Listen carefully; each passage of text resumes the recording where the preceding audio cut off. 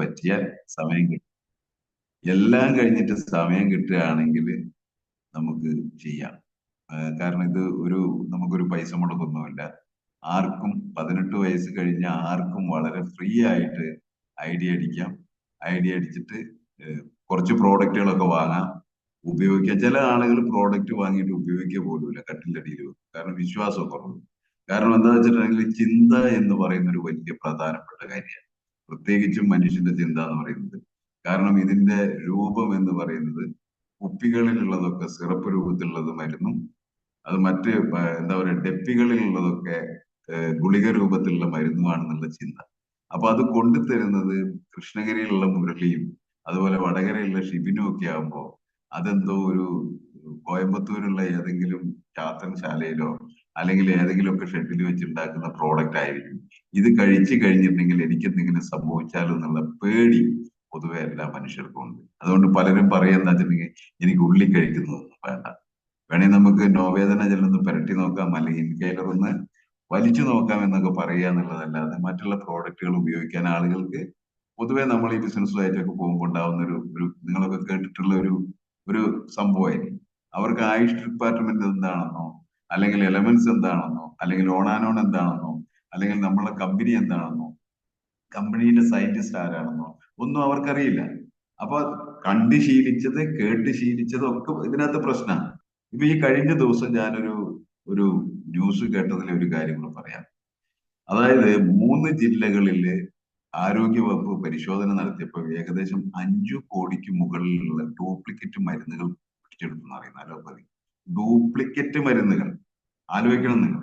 5 ജില്ലകളില്, 5 ജില്ലകളിലല്ല, സോറി, 3 ജില്ലകളില് പരിശോധന നടത്തിയപ്പോൾ 5 കോടി രൂപയുടെ മരുന്ന്, ഏകദേശം 5 കോടി രൂപയ്ക്ക് മുകളിലുള്ള അലോപ്പതി മരുന്നുകൾ പിടിച്ചെടുക്കും. അപ്പൊ 14 ജില്ലകളിലും പരിശോധിക്കുകയാണെങ്കിലോ 14 ജില്ലകളിലും പരിശോധന നടക്കില്ല പോലും. കാരണം സ്റ്റാഫ് ഇല്ല എന്ന്. അതിനുള്ള ഹെൽത്ത് ഡിപ്പാർട്ട്മെന്റിൽ ഈ ഫാർമസികളും അതുപോലെയുള്ള സ്ഥലങ്ങളും പരിശോധിക്കാനുള്ള സ്റ്റാഫ് ഇല്ല പോലും. അപ്പൊ നമ്മളൊക്കെ വാങ്ങി കുടിക്കുന്നത് എന്ത് സാധനം എന്ന് ആലോചിച്ച് നോക്കിയാൽ നിങ്ങൾ. ഇവിടെ ആയുഷ് ഡിപ്പാർട്ട്മെന്റിന്റെ അംഗീകാരമുള്ള പൊന്നു പോലത്തെ 1% പോലും സൈഡ് എഫക്ട് ഇല്ലാത്ത പ്രോഡക്റ്റുകളാണ് നമുക്ക് കിട്ടിയിരിക്കുന്നത്. ആലോചിച്ച് നോക്കി. ഇന്നിപ്പോ 136ഓളം പ്രോഡക്റ്റുകൾ നമുക്കുണ്ട്. ആ പ്രോഡക്റ്റിൽ തന്നെ നമ്മൾ എത്ര പ്രോഡക്റ്റ് ഉപയോഗിച്ചിട്ടുണ്ട്? 2030 ആകുമ്പോഴത്തേന് 1000 പ്രോഡക്റ്റുകൾ വരാൻ പോകും. ഞാനിത് പറഞ്ഞത് എന്താ വെച്ചിട്ടുണ്ടെങ്കിൽ ഇതിന്റെ ഒരു വലിപ്പം, ഭാവി നിങ്ങൾ കാണണം. 170ഓളം രാജ്യങ്ങളിൽ വളരെ സക്സസ്ഫുൾ ആയിട്ട് നടക്കുന്ന ഒരു ബിസിനസ് രീതിയാണ് ഡയറക്ട് സെല്ലിംഗ് എന്ന് നമ്മൾ നമ്മളുടെ പ്ലാൻ പ്രസന്റേഷന്റെ സ്ലൈഡ് ഷെയർ ചെയ്യുമ്പോൾ കാണിക്കാറ് അല്ലെ. ഒരു രാജ്യത്ത്, അതായത് നമ്മളെ രാജ്യത്ത് കഴിഞ്ഞ 13 വർഷമായിട്ട് തുടങ്ങിയ കമ്പനിയാണ്. ഇന്ത്യയിലെ ടോട്ടൽ പോപ്പുലേഷന്റെ 1% പോലും ടോട്ടൽ ഡയറക്ട് സെല്ലിംഗിൽ ഇതുവരെ വന്നിട്ടില്ല, ആളുകൾ വന്നിട്ടില്ല. ഏകദേശം 40% ആളുകളാണ് ഇന്ത്യയിലെ പോപ്പുലേഷന്റെ 40% ആളുകളാണ് ഡയറക്ട് സെല്ലിംഗിലേക്ക് വരാൻ ഒരു വർഷങ്ങളിൽ. ആലോചിച്ചു നോക്കുന്നത് 140 കോടിന്റെ 40% എന്ന് പറഞ്ഞാൽ ഞാൻ പഠിച്ചിരിക്കുന്ന 52 കോടി ആളുകൾ എന്നാണ്. അത്രയും ആളുകൾ വരാൻ പോകുന്ന ബൃഹത്തായിട്ടുള്ളൊരു ഒരു ഒരു വലിയ അവസരത്തിലാണ് ഈ പറയുന്ന ഇന്ന് സക്സസ്ഫുൾ ആയിട്ട് നടക്കുന്ന 170 രാജ്യങ്ങളിലേക്കും കൂടെ നമ്മളെ കമ്പനി പോവുകയാണെങ്കിലും നിങ്ങളുടെയൊക്കെ വരും വർഷങ്ങൾ വരാൻ പോകുന്ന ടേൺ ഓവർ എന്താ?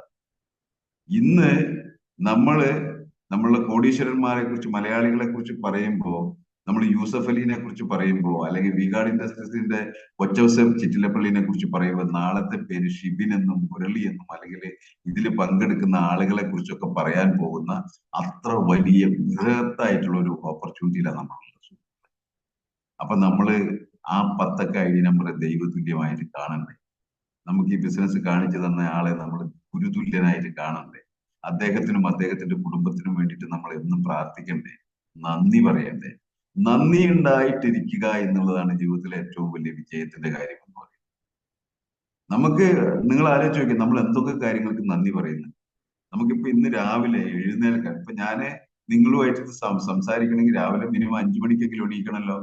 ഇത് എണീക്കാനുള്ള ഒരു ആയുസ് തന്നത്, എനിക്ക് ഉള്ളിലേക്ക് ശ്വസിക്കുന്ന ശ്വാസം ഉള്ളിലേക്ക് എടുക്കാനും അത് പുറത്തേക്ക് വിടാനും അതുപോലെ രാവിലെ എണീക്കാനും എന്റെ പ്രാഥമിക കർത്തവ്യങ്ങളൊക്കെ നടത്തി ഇവിടെ ഇരിക്കാൻ വേണ്ടിയിട്ട് എനിക്ക് ഒരു ആരോഗ്യം തന്നതിന് ഞാൻ എന്റെ സർവേശ്വരനോട് നന്ദി പറയട്ടെ.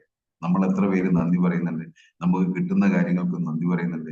സമ്പത്തിന്റെ രഹസ്യം എന്താണെന്ന് ചോദിച്ചിട്ടുണ്ടെങ്കിൽ നമുക്കുള്ളതിന് നന്ദി പറയുക എന്നുള്ളതാണ്.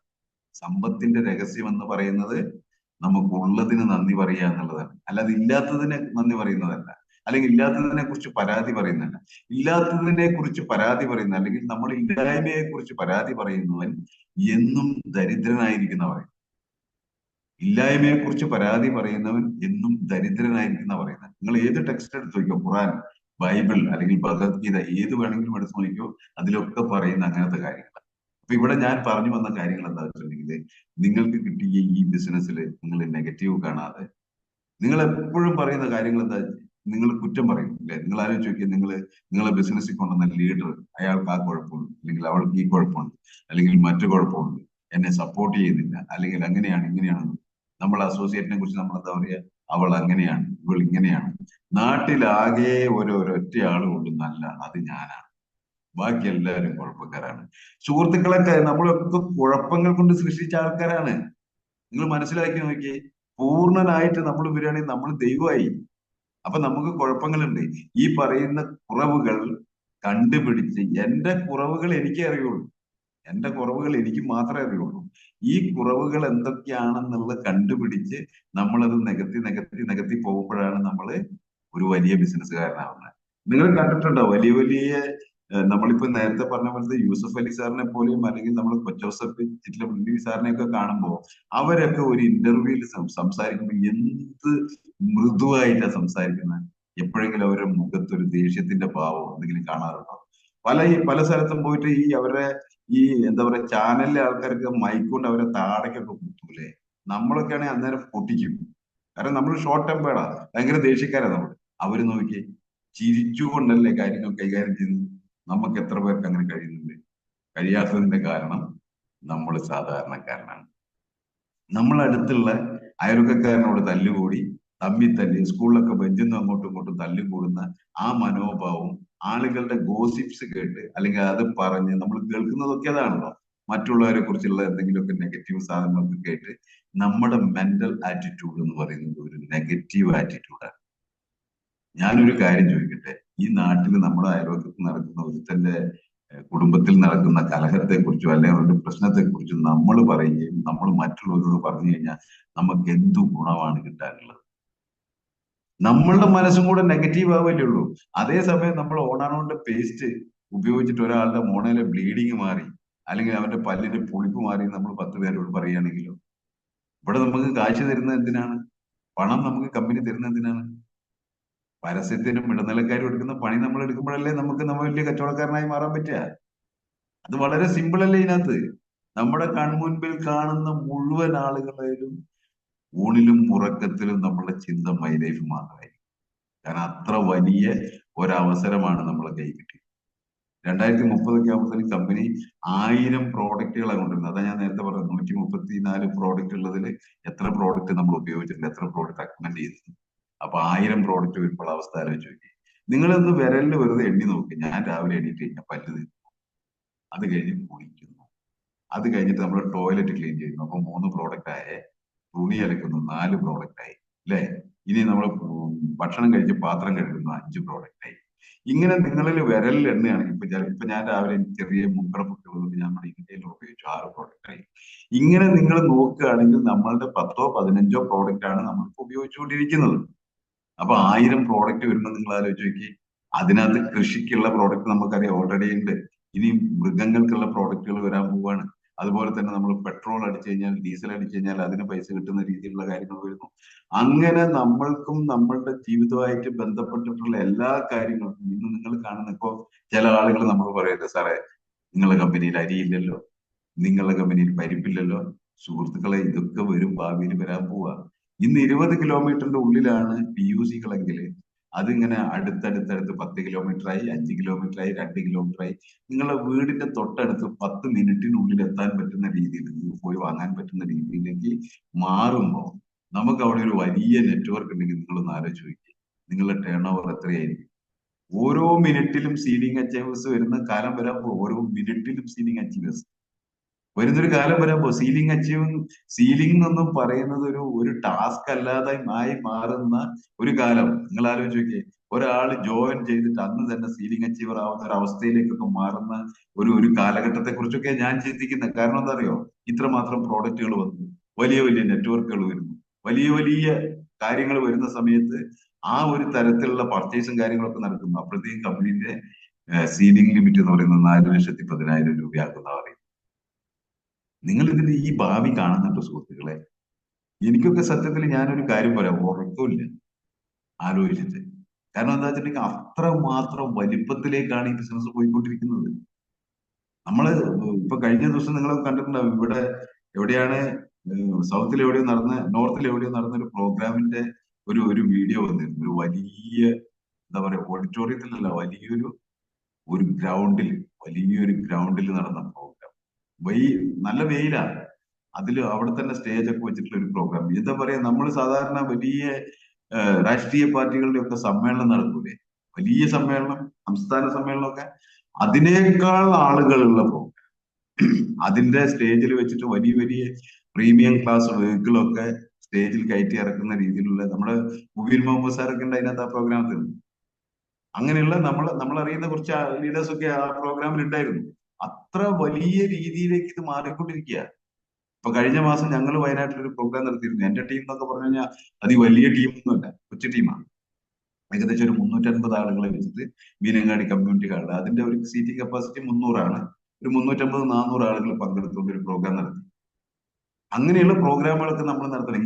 ഇതിന്റെ ഒരു ഈ ബിസിനസിന്റെ ഒരു പ്രത്യേകത എന്ന് വെച്ചിട്ടുണ്ടെങ്കിൽ ഇതൊരു ക്ലാസ് റൂം ബിസിനസ്. നമ്മൾ പഠിക്കേണ്ടതാണ്. ഒരു പ്രോഗ്രാം ഒഴിവാക്കി, ഒരു പ്രോഗ്രാം നിങ്ങൾ ഒഴിവാക്കരുത്. ഒരു പ്രോഗ്രാം ഇപ്പൊ നമ്മളുടെ ഈ വരുന്ന 28-ാം തീയതി നമുക്ക് ആരോ ഒരു ലീഡർ ഒരു പ്രോഗ്രാം വരുന്നുണ്ട് നമുക്ക്, FSS ആയിട്ട് കാലിക്കറ്റ് വരുന്നുണ്ട്. അതുപോലെയുള്ള പ്രോഗ്രാമുകൾ, വെൽനസ് സാറിന്റെ FSS, അത് ഈ വരുന്ന 28-ാം തീയതി, ഡിസംബർ 28-ാം തീയതി കാലിക്കറ്റ് വെച്ച് നടക്കണം. അപ്പൊ നമ്മൾ അങ്ങനെയുള്ള ലീഡേഴ്സിനെ, ഞാൻ പറഞ്ഞത് അങ്ങനെയുള്ള പ്രോഗ്രാമുകൾ, ഒരു പ്രോഗ്രാം DTS നിർബന്ധമായിട്ടും ആഴ്ചയിൽ ഒരു ദിവസം നമ്മൾ അറ്റൻഡ് ചെയ്യുക എന്നുള്ളത് നമ്മുടെ ശീലമാണ്. നമ്മുടെ ജീവിതത്തിന്റെ ഭാഗമാക്കി മാറ്റുക അത്. നിങ്ങൾ ആലോചിച്ച് നോക്കി, നിങ്ങളൊക്കെ സ്കൂളിലൊക്കെ പോയിട്ടുള്ള ആളുകൾ, ചിലര് സ്കൂളിൽ പഠനം നിർത്തിയിട്ടുള്ള ആളുകളുണ്ടാവും, കോളേജിൽ പോയിട്ടുള്ള ആളുകളുണ്ടാവും. നിങ്ങളൊക്കെ 10-ാം ക്ലാസ് പാസ്സായിട്ട് അല്ലെങ്കിൽ 7-ാം ക്ലാസ് പാസ്സാവണമെങ്കിൽ നിങ്ങൾ ആ ഒരു പ്രോസസ്, ഇപ്പോഴാണ് UKG LKG ഒക്കെ വന്നിരുന്നത്. ഞാനൊക്കെ പഠിക്കുന്ന കാലത്ത് നേരെ ഡയറക്റ്റ് 1-ാം ക്ലാസ്സിലേക്കാണ്. 1-ാം ക്ലാസ്സിലേക്ക് പോകുന്ന അന്നൊക്കെ ഒരു സംഗതി കൂടി എന്താ വെച്ചിട്ടുണ്ടെങ്കിൽ, 1-ാം ക്ലാസ്സിലേക്ക് എന്റെ ഡേറ്റ് ഓഫ് ബർത്ത് എന്ന് പറയുന്നത് ഒക്ടോബർ 2-ാം തീയതി, ഗാന്ധി ജയന്തിന്റെ അന്ന് ഉണ്ടായിട്ടുള്ള ആളാണ് ഞാൻ. പക്ഷേ എന്റെ ഔദ്യോഗികമായിട്ടുള്ള ഡേറ്റ് ഓഫ് ബർത്ത് എന്ന് പറഞ്ഞാൽ മെയ് 5-ആണ്. അതെന്താ വെച്ചിട്ടുണ്ടെങ്കിൽ പ്രായം അഡ്ജസ്റ്റ് ചെയ്തിട്ട് സ്കൂളിൽ കൊണ്ട് ചേർക്കാൻ ചെയ്യുന്ന പരിപാടികളാണ്. എന്നെ 4.5 വയസ്സിലും കൊണ്ടുപോയി സ്കൂളിൽ ചേർത്തു. എന്നിട്ട് 5 വയസ്സെന്ന് പറഞ്ഞ് അവിടെ ചേർത്തിട്ടൊക്കെയാണ് ഇതാക്കിയത്. കാരണം അന്നത്തെ ഒരു രീതി അതാണ്. അപ്പൊ അന്ന് അംഗൻവാടി ഇല്ല, UKG ഇല്ല, LKG ഇല്ല, നേരെ 1-ാം ക്ലാസ്സിൽ പോകുന്നു. അപ്പൊ ഈ 1-ാം ക്ലാസ് തൊട്ട് തുടങ്ങുകയാണെങ്കിൽ തന്നെ നമ്മൾ 7-ാം ക്ലാസ്സിൽ എത്തുമ്പോൾ 7 വർഷം. ഈ 7 വർഷം പഠിച്ച കാര്യങ്ങളാണ് 7-ാം ക്ലാസ്സിൽ നമ്മൾ പഠിച്ച് പരീക്ഷ എഴുതുമ്പോൾ 7-ാം ക്ലാസ് പാസ്സാവും. അല്ലെ 10-ാം ക്ലാസ്സിൽ എത്തുമ്പോൾ നമ്മൾ 10 വർഷം പഠിച്ച കാര്യങ്ങളുടെ ചോദ്യങ്ങളും അതിന്റെ ഉത്തരങ്ങളും അല്ലേ അവിടെ വരുന്നത്. അപ്പൊ നമുക്ക് ആ 10-ാം ക്ലാസ്സിലത്തെ പരീക്ഷ പാസ്സാവണമെങ്കിൽ നമ്മൾ ആ കാര്യങ്ങളൊക്കെ പഠിച്ച കാര്യങ്ങളൊക്കെ എഴുതിയാലല്ലേ പാസ്സാവുക. ഇവിടെ നിങ്ങൾ 2,10,000 എന്ന് പറയുന്ന പരീക്ഷ പാസ്സാവണമെങ്കിൽ എന്ത് ചെയ്യണം? അതിനുള്ള ക്രൈറ്റീരിയ ഇതൊക്കെയാണ്. നമ്മൾ FSSകൾ അറ്റൻഡ് ചെയ്യണം. ആഴ്ചയിൽ ഒരു ദിവസം നമ്മൾ പിന്നെ GTSS അറ്റൻഡ് ചെയ്യണം. ആ GTS അറ്റൻഡ് ചെയ്യുമ്പോൾ അതിന്റെ കൂടെ നമ്മളെ സുഹൃത്തുക്കളെ കൊണ്ടുപോകണം. അവരെ ഇതേ പരീക്ഷകൾ നടത്തണം, ഹോം മീറ്റിംഗ് നടത്തണം, ലിസ്റ്റ് ഉണ്ടാക്കണം. ഏറ്റവും ചുരുങ്ങിയത് 200 പേരെ ലിസ്റ്റ് എങ്കിലും ഉണ്ടാവണം. ഇതൊക്കെ മാൻഡറ്ററി ആണ്, നിർബന്ധമാണ്. ഇതിൽ നമ്മൾ പറയും നോ ബോസ് ബിസിനസ് ആണെന്ന്. പക്ഷെ സുഹൃത്തുക്കളെ, നിങ്ങളെ ഈ ബിസിനസ്സിൽ കൊണ്ടുവന്ന ആക്റ്റീവ് ആയിട്ടുള്ള ലീഡർ നിങ്ങളുടെ ബോസാണ് ഇതിനകത്ത്. കാരണം എന്താ? അദ്ദേഹം എക്സ്പീരിയൻസ് ഉള്ള ആളാണ് ഈ ബിസിനസ്സിനകത്ത്. കുറെ വീഴ്ചകൾ വീണു. നമ്മളോട് പറയില്ലേ, നിങ്ങളോട് എന്താ പറയാ, അപ്പോയിന്റ്മെന്റ് എടുക്കേണ്ട രീതി ഇങ്ങനെയാണ് സാറേ, അവിടെ നിങ്ങൾ ഓണാണോ പറയരുത്, നിങ്ങൾ എലമെന്റ്സ് പറയരുത്, മൈ ലൈഫ് പറയരുത്, ബിസിനസ് പറയരുത്. ഇങ്ങനെ നിങ്ങളോട് ചില കാര്യങ്ങൾ, ഞാനൊന്ന് അങ്ങോട്ട് വരുന്നുണ്ട്, എനിക്കൊന്ന് രണ്ട് വളരെ ഇമ്പോർട്ടന്റ് ആയിട്ടുള്ള കാര്യം സംസാരിക്കാനുണ്ട്, ഇന്നോ നാളെയോ ആയിട്ട് ഞാനൊന്ന് കാണാൻ വരുന്നുണ്ട്, എപ്പോഴാണ് നമുക്ക് കാണാൻ വരുന്ന ഒരു സൗകര്യം ഉണ്ടാവുക എന്ന് വളരെ സിമ്പിൾ ആയിട്ട് നിങ്ങൾക്ക് ചോദിച്ചുകൂടെ നിങ്ങളുടെ സുഹൃത്തുക്കളോട്? ഫോണിൽ വിളിക്കുന്ന സമയത്ത് വിശേഷങ്ങളൊക്കെ ചോദിക്കുക, ഭാര്യയ്ക്ക് സുഖാണോ, കുട്ടികൾക്ക് സുഖാണോ, അമ്മയും അച്ഛനും ഉണ്ടെങ്കിൽ അവർക്ക് സുഖാണോ. അപ്പൊ അതിന്റെ ഇടയ്ക്ക് ചിലപ്പോൾ ഒരു പക്ഷെ അവർ പറയും, എന്റെ കുട്ടിക്ക് ഇപ്രാവശ്യം പിന്നെ SSLC പരീക്ഷയ്ക്ക് ഫുൾ A+ ഉണ്ട് കേട്ടോ എന്ന് പറയുമ്പോൾ നമുക്ക് അവരെ ഒരു അപ്രീഷിയേറ്റ് ചെയ്യാനുള്ള ഒരു അവസരം കിട്ടിയില്ലേ. അല്ലെങ്കിൽ അവർ പറയുന്നതിൽ എന്തെങ്കിലുമൊക്കെ ഉണ്ടാവും, അല്ലെങ്കിൽ കഴിഞ്ഞ ആഴ്ച പിറന്നാളായിരുന്നു, അല്ലെങ്കിൽ ഇങ്ങനെ കാര്യങ്ങൾ ഉണ്ടായിരുന്നു. ഈ ഒരു അപ്രീസിയേഷൻ കൊടുത്തുകൊണ്ട് നമ്മൾ അവരോട് പറയും, ഞാൻ വളരെ ഇമ്പോർട്ടന്റ് ആയിട്ടുള്ള എനിക്കൊന്ന് രണ്ട് കാര്യങ്ങൾ നിന്നോട് സംസാരിക്കാനുണ്ട്, ഞാൻ നാളെ വൈകുന്നേരം അല്ലെങ്കിൽ മറ്റന്നാളോ ആയിട്ടൊന്ന് വരണമെന്ന് വിചാരിക്കുന്നുണ്ട്, എപ്പോഴാണ് നീ വീട്ടിലുണ്ടാവുക എന്ന് വളരെ സിമ്പിൾ ആയിട്ട് ചോദിക്കുന്നതിന് പകരം വളരെ കോംപ്ലിക്കേറ്റഡ് ആയിട്ട് അവർക്ക് കൺഫ്യൂഷൻ ഉണ്ടാക്കുന്ന രീതിയിൽ, അല്ലെങ്കിൽ അവരെ അപ്പോയിന്റ്മെന്റ് കിട്ടാത്ത രീതിയിലുള്ള കുറെ വാക്കുകൾ നമ്മൾ ഉപയോഗിക്കും. അപ്പൊ നമ്മൾ എന്താ വെച്ചാൽ നമ്മൾ വളരെ സിമ്പിൾ ആയിട്ട് ഈ ബിസിനസിന്റെ വിജയം എന്ന് പറയുന്നത് ബേബി സ്റ്റെപ്സ് ആണ്. എന്തൊക്കെയാ ബേബി സ്റ്റെപ്സ്? ഇപ്പൊ ഞാൻ പറഞ്ഞ കാര്യങ്ങൾ ഒരു റോക്കറ്റ് സയൻസ് ആണെന്ന് തോന്നുന്നുണ്ടാവും. ഒരു 200 പേരുടെ ലിസ്റ്റ് ഇടുക, ഏറ്റവും ചുരുങ്ങിയതാട്ടോ 200 പേര്. അത് എന്താ നമുക്ക് ഇടാൻ ബുദ്ധിമുട്ടുള്ള? നിങ്ങൾ ആലോചിച്ച് നോക്കിയാൽ നിങ്ങളുടെ വീട്ടിൽ ഒരു കല്യാണം നടക്കുകയാണെങ്കിൽ ലിസ്റ്റ് ഇടില്ലേ? ആ ലിസ്റ്റ് ഇടുന്ന കൂട്ടത്തിൽ നിങ്ങൾ ആരെങ്കിലും ഒഴിവാക്കാറുണ്ടോ? ഇവിടെ ലിസ്റ്റ് ഇടുമ്പോൾ മാത്രം അവൻ പറ്റില്ല, അവൾ പറ്റില്ല, മറ്റൊരു പറ്റില്ല, അവൾക്ക് ഭയങ്കര കുശുമ്പാണ്, അവൾക്ക് മറ്റവർക്ക് ഭയങ്കര ദേഷ്യമാണ്, അവൾ എന്നെ കണ്ട ചിരിക്കാറില്ല, ഇങ്ങനെ നോക്കിയിട്ടാണോ നിങ്ങളുടെ വീട്ടിലൊരു ചടങ്ങ് നടക്കുമ്പോൾ ലിസ്റ്റ് ഇടുന്നത്? അല്ലല്ലോ. അതേ ലാഘവത്തോടു കൂടി നിങ്ങൾ വളരെ സിമ്പിൾ ആയിട്ട് അതിൽ നിങ്ങൾ ഒരാളെ മാറ്റി നിർത്തരുത്. കാരണം സുഹൃത്തുക്കളെ, എല്ലാവർക്കും ഓപ്പർച്യൂണിറ്റി ആവശ്യമുള്ള കാലമായി. അതിൽ ഞാനൊരു പ്രത്യേക ഒരു കാര്യം പറയാം. ഇപ്പോ നമ്മളുടെ എന്താ പറയാ, ഹാർപ്പിക് എന്ന് പറയുന്ന ടോയ്ലറ്റ് ക്ലീനർ വളരെ മുഷിഞ്ഞ ഒരു എന്താ പറയാ ക്ലോസറ്റ് കഴുകുന്നത് ആരാ? ഹിന്ദിയിലെ പ്രമുഖനായിട്ടുള്ള ഒരു നടനല്ലേ. അയാൾക്ക് അരി വാങ്ങാൻ കാശില്ലാത്തത് കൊണ്ടാണോ ആ രാവിലെയും വൈകുന്നേരം ഒക്കെ നമ്മൾ TV തുറക്കുമ്പോൾ അയാൾ ഈ ക്ലോസറ്റ് കഴുകി കാണിക്കുന്നത്? കോടികളാണ് അയാൾക്ക് കിട്ടുന്നത് ആ ക്ലോസറ്റ് കഴുകാൻ വേണ്ടിയിട്ട്. അപ്പൊ അയാൾ ചെയ്യുന്നത് എന്താ? അയാൾക്ക് ആ സിനിമയിൽ അഭിനയിച്ചാൽ പോരെ? അഡീഷണൽ വരുമാനത്തിന് പോലും സെലിബ്രിറ്റികൾ പോലും സമയം ചെലവഴിക്കുമ്പോൾ നമുക്കൊരു അഡീഷണൽ വരുമാനത്തിനെ കുറിച്ച് ചിന്തിക്കാൻ, സീരിയസ് ആയി ചിന്തിക്കാൻ നമുക്ക് സമയമില്ല. ആലോചിച്ച് നോക്കുന്നത്, സെലിബ്രിറ്റികളൊക്കെ ചെയ്യുന്നത് അതാണ് അല്ലേ? കക്കൂസ് കഴുകാൻ വേണ്ടി തയ്യാറാവും. വളരെ മുഷിഞ്ഞ ഏറ്റവും ഡേർട്ടി ആയിട്ടുള്ള ഒരു ക്ലോസറ്റ് ആണ് അവർ കഴുകി നമുക്ക് കാണിച്ച് നല്ല വൃത്തിയായിട്ട് നല്ല ക്ലിസ്റ്റർ ക്ലിയർ ആയിട്ടുള്ള വൈറ്റ് ആയിട്ട് നമുക്ക് കാണിച്ചിരുന്നു. എന്നിട്ട് അവർ പൈസ വാങ്ങും. ഇവിടെ നമുക്ക് നമ്മുടെ ഒരു പ്രോഡക്റ്റിനെ കുറിച്ച് പറയാനോ അത് റെക്കമെൻഡ് ചെയ്യാനോ മടി. ജീവിതത്തിൽ ഈ മടി മാറ്റുന്ന ആളുകൾക്ക് മാത്രമാണ് വിജയിക്കാൻ വേണ്ടി. അതുപോലെ ഓരോ കാര്യങ്ങൾ ചെയ്യാൻ നമ്മൾ വിളിച്ചു പറയാണ്, സാറേ നമുക്കൊരു ഹോം മീറ്റിംഗ് ചെയ്യണം, സാറിന്റെ വീട്ടിലൊരു ഹോം മീറ്റിംഗ് ചെയ്യണം, ഒരു 10 പേരെ കൊടുത്തിട്ട്, സാറേ അത് നമുക്ക് നാളെ ചെയ്യാം സാറേ, അല്ലെങ്കിൽ അടുത്ത ആഴ്ച ചെയ്യാം സാറേ. ലിസ്റ്റ് ഇടേണ്ട കാര്യം പറയുമ്പോൾ എന്താ പറയാ, അത് അടുത്ത ആഴ്ച ചെയ്യാം സാറേ. ഓ നമ്മള് GTSനെ വിളിക്കുമ്പോൾ ഞാൻ എന്തായാലും അടുത്ത ആഴ്ച ഉറപ്പായിട്ടുണ്ടാവും എന്ന് എനിക്ക് വളരെ അറിയാം.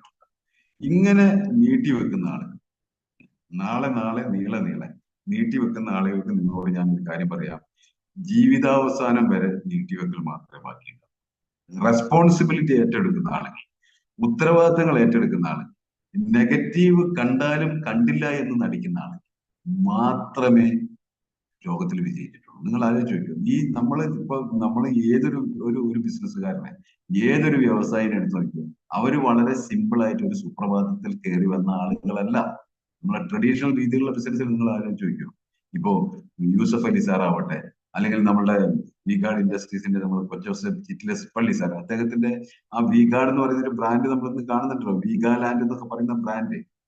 അദ്ദേഹം ഒരു കൊച്ചു പെട്ടിയിൽ കറണ്ടിന്റെ വോൾട്ടേജ് ഫ്ലക്ച്വേഷൻ ഉണ്ടായിരുന്ന കാലത്ത് അതിന്റെ എന്താ പേര്, അതിന്റെ ഒരു പേര് ഞാൻ മറന്നുപോയി, ചെറിയ സാധനം, അതായത് വീട്ടിൽ കറണ്ട് ഇങ്ങനെ ബ്ലിങ്കി ബ്ലിങ്കി കളിക്കുമ്പോൾ അതിനെ റെഗുലേറ്റ് ചെയ്യാനുള്ള ഒരു സാധനമായിരുന്നു അത്.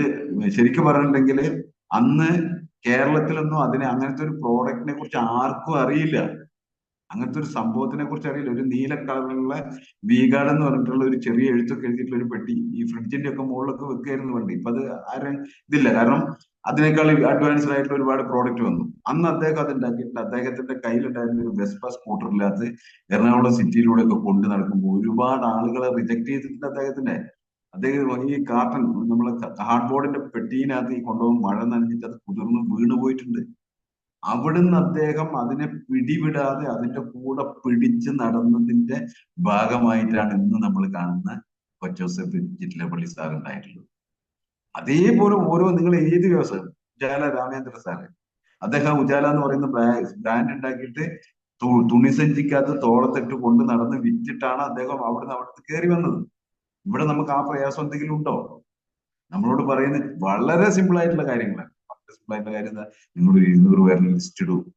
ഇന്ന് 200 അല്ല, ആയിരക്കണക്കിന് നിങ്ങളുടെ കോണ്ടാക്ട് ഫോണിൽ നോക്കി കഴിഞ്ഞാൽ ആയിരക്കണക്കിന് ആളുകളുടെ കോണ്ടാക്ട് ഉണ്ടാവും.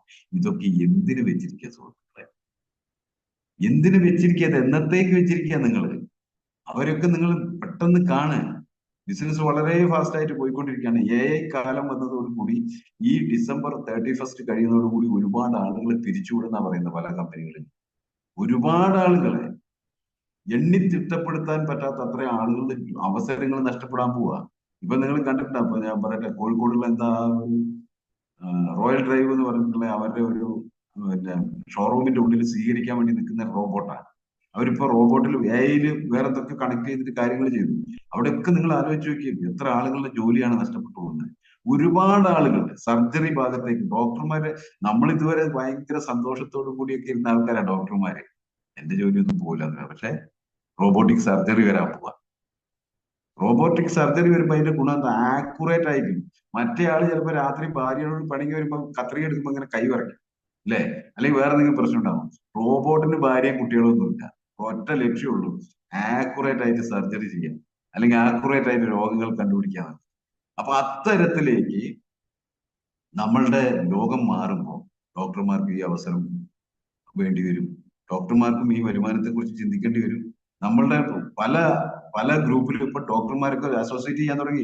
ഡോക്ടർമാരൊക്കെ നമ്മളെ പ്രോഡക്റ്റ് പ്രിസ്ക്രിപ്ഷനിൽ ഇടാൻ തുടങ്ങി. നമ്മൾ പല ഗ്രൂപ്പിലൊക്കെ നിങ്ങൾ കാണുന്നുണ്ടാവും. നമ്മൾ പ്രോഡക്റ്റുകളൊക്കെ റെക്കമെൻഡ് ചെയ്യാൻ തുടങ്ങി. ഇവിടെ വയനാട്ടിലുള്ള ഏറ്റവും വലിയൊരു ഹോസ്പിറ്റലാണ് വിനായക ഹോസ്പിറ്റൽ. നിങ്ങൾ കേട്ടിട്ടുണ്ടാവും, പക്ഷേ സുൽത്താൻ ബത്തേരിയിൽ. അവിടെയുള്ള ഒരു ഡോക്ടർ നമ്മുടെ വുമൺ കമ്പാനിയൻ റെക്കമെൻഡ് ചെയ്യാൻ തുടങ്ങി. അതായത് പീരീഡ്സിന്റെ പ്രശ്നമായിട്ട് പോകുന്ന ലേഡീസിന് നമ്മളെ പ്രോഡക്റ്റ് റെക്കമെൻഡ് ചെയ്യും. അത് അങ്ങനെ ബൈ ചാൻസിൽ നമ്മളുടെ ഒരു ഒരു ഒരു ഡിസ്ട്രിബ്യൂട്ടർക്ക് അവര് റെക്കമെൻഡ് ചെയ്തിട്ട് കൃത്യമായിട്ട് പ്രോഡക്റ്റ് കിട്ടാത്തത് കൊണ്ട് എങ്ങനെയൊക്കെയോ നമ്പർ സംഘടിപ്പിച്ചിട്ട് നമ്മളെ കൂടെയുള്ള ഒരു ഡിസ്ട്രിബ്യൂട്ടർക്ക് വിളിച്ച് നമ്മളിൽ നിന്ന് പ്രോഡക്റ്റ് വാങ്ങാൻ തുടങ്ങി. അപ്പൊ അത് നമുക്ക് ഗുണമല്ലേ? ആലോചിച്ച് നോക്കി. അപ്പൊ ഇത്തരത്തിലേക്കൊക്കെ മാറിക്കൊണ്ടിരിക്കുകയാണ് ലോകം വളരെ ഫാസ്റ്റ് ആയിട്ട്. അതായത് ഏറ്റവും വലിയ കാര്യം എന്താ വെച്ചിട്ടുണ്ടെങ്കിൽ, ഒരു ഒരു ഭാഗത്ത് സങ്കടകരമാണ് ആളുകളുടെ ജോലി പോവുക എന്ന് പറയുന്നത്. പക്ഷെ ഒരു ഡയറക്റ്റ് സെലറെ സംബന്ധിച്ചിടത്തോളം അത് ഹാപ്പി ആയിട്ട് സന്തോഷിക്കാൻ പറ്റുന്ന ഒരു കാര്യം കൂടെ. കാരണം എന്താ? ഒരുപാട് ആളുകൾ നമ്മൾ ഓപ്പർച്യൂണിറ്റിയിലേക്ക് വരും. അപ്പൊ നിങ്ങളുടെ ലിസ്റ്റിൽ വളരെ വേഗത്തിൽ എത്രയും പെട്ടെന്ന് ഞാൻ നേരത്തെ പറഞ്ഞ പോലെ തന്നെ വെക്കാതെ നീട്ടി വെക്കുന്ന ഒരാളുകളും ഇതുവരെ വിജയിച്ചിട്ടില്ല. നമ്മൾ ഇന്ന് ചെയ്യേണ്ട കാര്യം ഇപ്പോൾ ചെയ്യുക, നാളെ ചെയ്യേണ്ട കാര്യം ഇന്ന് ചെയ്യുക, പ്ലാനിങ് ഉണ്ടാക്കുക.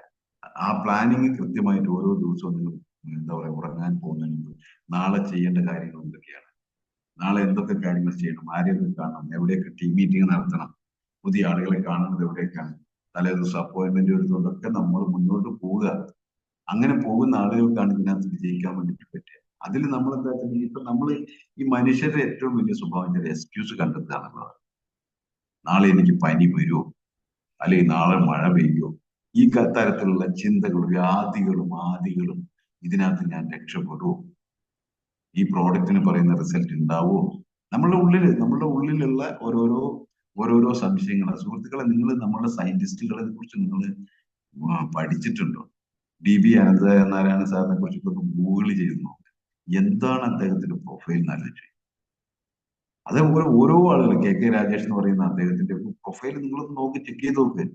അവരൊക്കെ നമ്മളെ കമ്പനിയിൽ വന്ന് നമ്മളെ മഹാഭാഗ്യം. നമ്മളെ R&D ഡിവിഷൻ എന്ന് പറയുന്നത് ഇന്ന് ഞാൻ പറയാം, ലോകത്തെ പോലത്തെ വലിയ തരത്തിലുള്ള വലിയ എക്സ്പീരിയൻസ് ഉള്ള സയന്റിസ്റ്റുകളുള്ള വേറൊരു R&D ഡിവിഷനും ഇല്ല.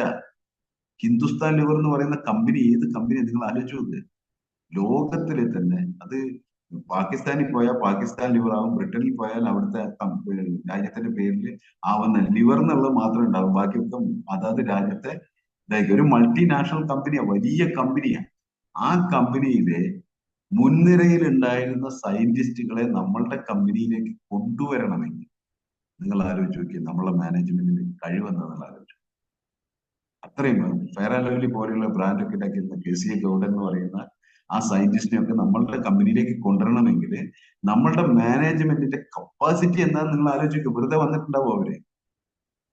അവരെയൊക്കെ കൊണ്ടുവരാൻ വേണ്ടിയിട്ട് അത്രമാത്രം ഇൻവെസ്റ്റ്മെന്റ് നമ്മളെ കമ്പനി നടത്തിയിട്ടുണ്ടാവും.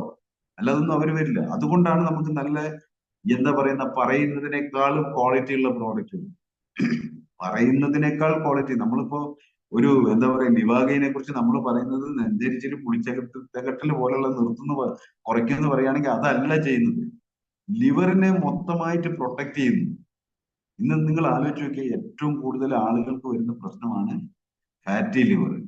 ഫാറ്റി ലിവർ വന്നു കഴിഞ്ഞാൽ അതിന്റെ സെക്കൻഡും തേർഡും ഘട്ടത്തിലേക്ക് പോകുന്നത് ലിവർ സിറോസിസ് എന്ന് പറയുന്ന രോഗത്തിലേക്കാണ് പോകുക. ലിവർ സിറോസിസ് എന്ന് പറഞ്ഞാൽ എന്താ? നമ്മൾ പറയില്ലേ ഈ വെള്ളം നിറയും, ലിവറിൽ വെള്ളം നിറഞ്ഞു അങ്ങനെ ഹോസ്പിറ്റലാണ്. ശരിക്കും പറഞ്ഞിട്ടുണ്ടെങ്കിൽ ക്യാൻസറായി മാറുകയും ചെയ്തു. നോൺ ആൽക്കഹോളിക് ലിവർ സിറോസിസ് വന്നു കഴിഞ്ഞാൽ ചികിത്സിച്ച് ഭേദമാക്കാൻ പറ്റില്ല. കുടിച്ചിട്ടുണ്ടാവുന്ന ഒരു രോഗമായിരുന്നു, കള്ളു കുടിച്ചിട്ടുണ്ടാവുന്ന രോഗമായിരുന്നു ലിവർ സിറോസിസ് എന്ന് പറയുന്നത്. ഇന്ന് അത് മാറി, അത് ഏറ്റവും കൂടുതൽ നോൺ ആൽക്കഹോളിക് ലിവർ സിറോസിസ് ആയി മാറി. അത് എവിടുന്ന് ഉണ്ടാവുന്നത്, എന്തുകൊണ്ടാണ് ഉണ്ടാവുന്നത്? ഏറ്റവും കൂടുതൽ കാർബോഹൈഡ്രേറ്റ് ഭക്ഷണം കഴിക്കുന്നു. അതായത് നമ്മൾ ഏറ്റവും 3 നേരവും 4 നേരവും 5 നേരവും ഒക്കെ ചോറൊക്കെ കഴിക്കുന്ന ആൾക്കാരില്ലേ?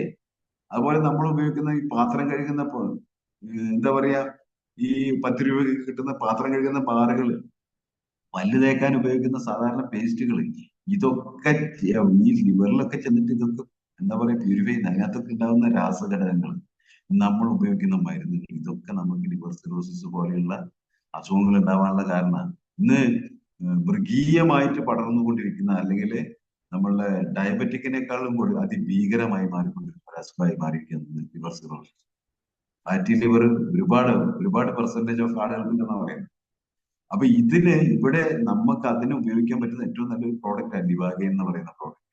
അപ്പൊ ലിവാഗൈൻ ആർക്കൊക്കെ ഉപയോഗിക്കാന്ന് വെച്ചിട്ടുണ്ടെങ്കിൽ നെഞ്ചരിച്ചിലും പുളിച്ചേട്ടലുള്ള ആളുകൾക്ക് അതൊന്നും അല്ല, മാത്രമല്ല ലിവറിനെ പ്രൊട്ടക്ട് ചെയ്യണമെന്ന് ആഗ്രഹിക്കുന്ന ഏതൊരാൾക്കും ഉപയോഗിക്കും. അങ്ങനെയുള്ള പ്രോഡക്റ്റുകളാണ് നമ്മൾ, അസുഖത്തിനുള്ള മരുന്നുകളല്ല. നമ്മൾ അവയവത്തിനെ ആരോഗ്യത്തോടു കൂടി സംരക്ഷിച്ച് നിർത്താൻ പറ്റുന്ന ഓരോ പ്രോഡക്റ്റ്. ഞാൻ ആ ലിവാഗൈൻ ഉദാഹരണമായി പറഞ്ഞു എന്നുള്ളൂ. ഞാനൊരു പ്രോഡക്റ്റ് ട്രെയിനിങ്ങിന് വന്നതല്ല, ജസ്റ്റ് ഒന്ന് പറഞ്ഞു എന്നേ ഉള്ളൂ. അത്തരത്തിലുള്ള നല്ല നല്ല പ്രോഡക്റ്റുകളാണ് നമുക്ക് ഓരോ പ്രോഡക്റ്റുകളും ലഭിക്കുന്നത്.